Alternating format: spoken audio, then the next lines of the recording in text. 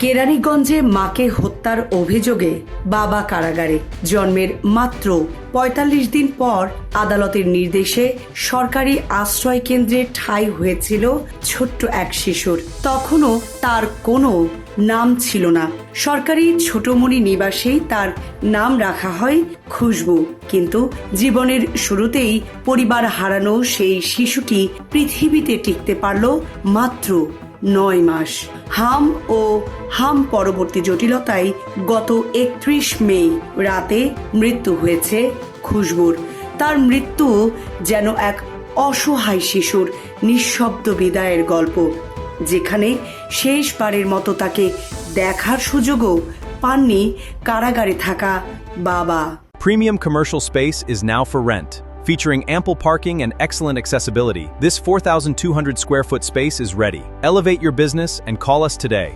খুশবুর জন্মের কিছুদিন পরই তার জীবনে নেমে আসে ভয়াবহ বিপর্যয়। কেরানীগঞ্জে স্বামী কর্তৃক স্ত্রী হত্যার একটি মামলায় নিহত হন তার মা তাজ নাহার। ওই ঘটনায় খুশবুর বাবা গ্রেফতার হয়ে কারাগারে যান। পরিবারে এমন পরিস্থিতিতে নবজাতক খুশবু এবং তার 7 বছর বয়সী বড় বোন মারিয়ার দেখভালের জন্য কোনো আত্মীয় স্বজন এগিয়ে আসেনি। পরে আদালতের নির্দেশে দুই বোনকে সরাসরি তত্ত্বাবধানে পাঠানো হয়। ঢাকার চিফ জুডিশিয়াল ম্যাজিস্ট্রেট আদালতের আদেশে ৪৫ দিনের খুশবুকে আজিমপুরের সরকারি ছোটমণি নিবাসে এবং বড় বোন মারিয়াকে তেজগাঁওয়ের সরকারি শিশু পরিবারে পাঠানো হয়। আদালত তাদের সার্বিক নিরাপত্তা ও কল্যাণ নিশ্চিত করতে প্রশাসন কর্মকর্তাকেও দায়িত্ব দেন।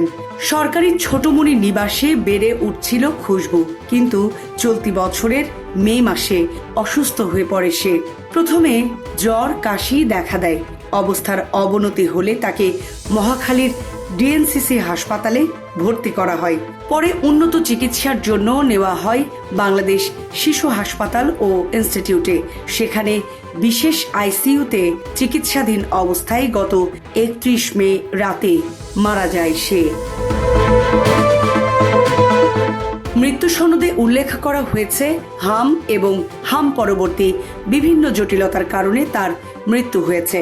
সবচেয়ে বেদনাদায়ক বিষয় হলো যে শিশুটি জন্মের পর থেকেই বাবা মায়ের স্নেহ থেকে বঞ্চিত ছিল। তার মৃত্যু সনদেও বাবা নামের জায়গায় লেখা হয়েছে সরকারি ছোটমণি নিবাস।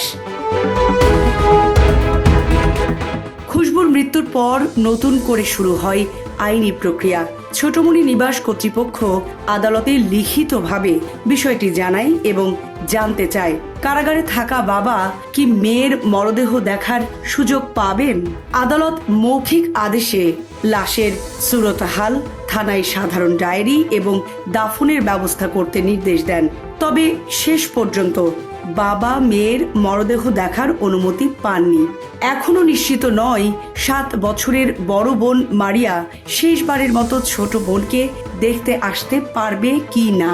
জীবনের শুরু থেকেই আলাদা হয়ে যাওয়া দুই বোনের মধ্যে একজন চিরতরে হারিয়ে গেলেও আরেকজন রয়ে গেছে সরকারি আশ্রয় কেন্দ্রের 4 দেয়ালের মধ্যে।